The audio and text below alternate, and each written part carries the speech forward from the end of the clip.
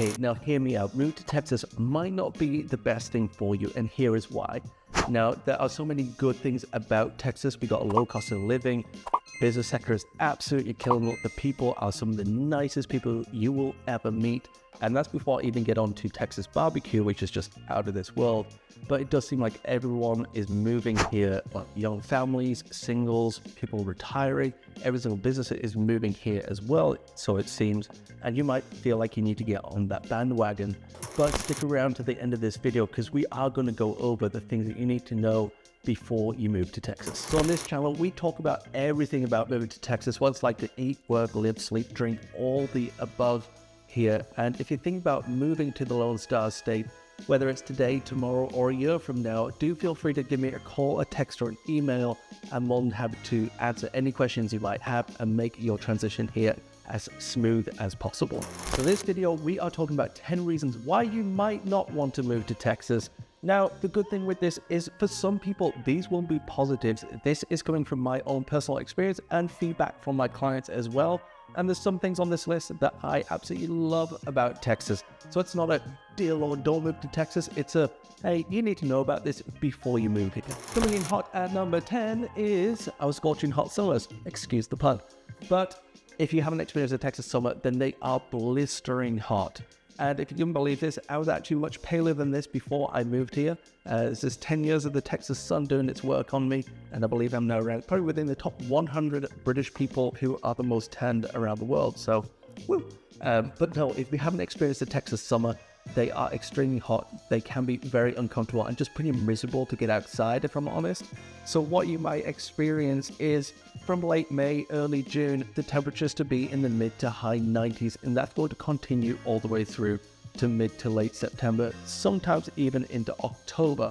But where the pain really comes is late June, July, and August, when the temperatures exceed 100 degrees for the majority of the day. And what you'll see is a lot of kiddie paddling pools be out in the backyard. You might even see adults in them drinking a beer. It looks a little bit funny. It looks a little bit redneck. But once you experience the Texas summer, it totally makes sense. So if you are coming from a colder state, somewhere with a little bit cooler temperatures, and you're like, I just want something a little bit warmer, just be prepared that there is warm and then there's Texas warm here. Number 9 is the traffic, and it is unfortunately getting worse. And that's just because we have so many people moving in. The traffic is starting to get backed up and commute times are getting longer and longer. The other thing with that is infrastructure can't keep up with the amount of demand of people moving in here either, so that doesn't help. And then also on the traffic side of things, the driving standards here are, I'm going to say, a little bit questionable. In the nicest way possible. Some aggressive driving and some people who don't know or maybe have not even heard of a blinker.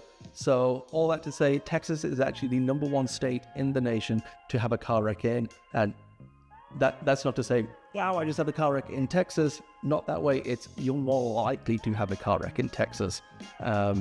So do take that into account. The other thing that plays into the traffic here is there's no real public transport. You get a couple of buses here and there, but really it's not prevalent enough. There's no real train system, no subways. There is talk of a high-speed rail line going from Dallas down to Houston, but that's been in talks for about 10 years now, ever since I got here, and there's been no real movement on anything, so more just kind of legal battles, I believe. So how long is that going to continue for? Who knows, but just know there's no real public transport. The traffic is getting more and more backed up.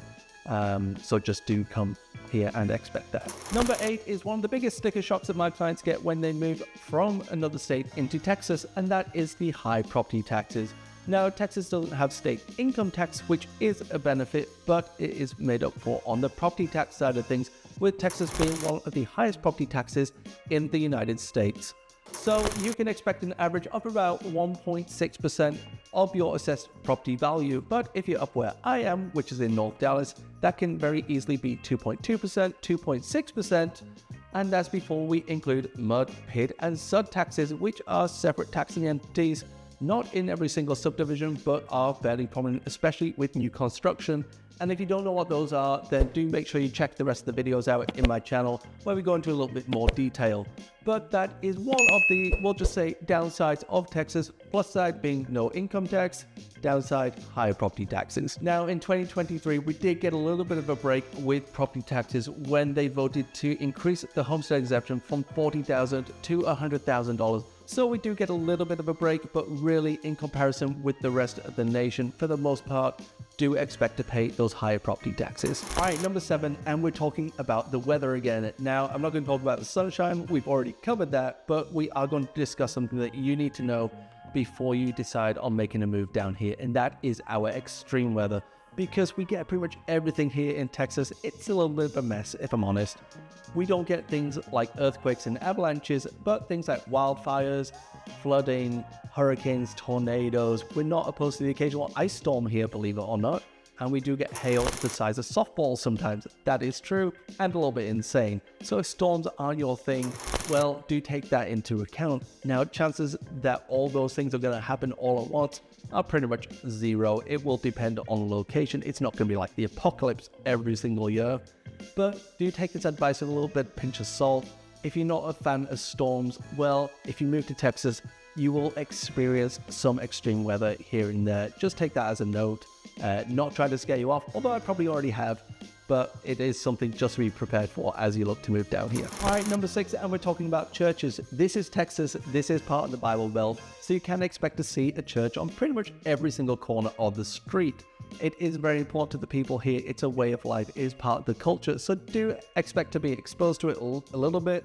It's not going to be rammed down your throat. People are just very nice and friendly here. They'll probably invite you to church, so do expect that. I'm personally a very devout Christian myself, very active in our church, and I love it because the people are so friendly and just normal. But do expect it to come up in conversation, and you might even see it in some schools as well, especially before a football game. It's fairly common practice to pray beforehand, so if that's something that makes you feel comfortable, just know that you'll be exposed to it. But here it is a big part of their culture. It's very important to them, so just expect it to come in and out of conversation here and there. All right, number 5, we're talking snakes, scorpions, and tarantulas, because the Texas wildlife is a little bit crazy and pretty certain it rivals Australia, because you will find some snakes, tarantulas, scorpions, and some other creepy crawlies all around Texas. Now, if you're in the suburbs, chances are you're not going to see them. If you're a little bit more rural, you will definitely come into them. Now, some of our snakes here are venomous. We do have venomous spiders as well, like tarantulas and black widows, and scorpions, well, I'm not a big fan of them. The other thing that you will come into is mosquitoes, and mosquitoes galore. Now, no need to worry, because I'm pretty certain they just feed on me because I'm pretty much a buffet for them. But we do have a lot of mosquitoes here as well. So if you're not a bug person, you don't like creepy crawlies, well, expect again to find that in Texas. Number 4, and we're talking about the size of the place. Texas is huge, which I'm sure that you already knew. Now, if it was its own country, it would be the 54th largest country in the world. It can fit 2.5 United Kingdoms in the state of Texas. Thank you, Google. And if you drove from the west side to the east side to the west side, then it would take you over 12 hours. So if you are someone who enjoys crossing state lines for trips and vacations, well, just know that you might have to fill up your gas tank a couple of times before you cross the state boundary lines. 3 years company, they say, and Texas is getting very, very crowded. In fact, we have just under 1,100 people per day moving to the state. In 2023, we had just under 400,000 people move here, and between 2020 and 2022, we had over 9 million people move to the state. A lot of that is business driven, a lot of businesses moving into the area.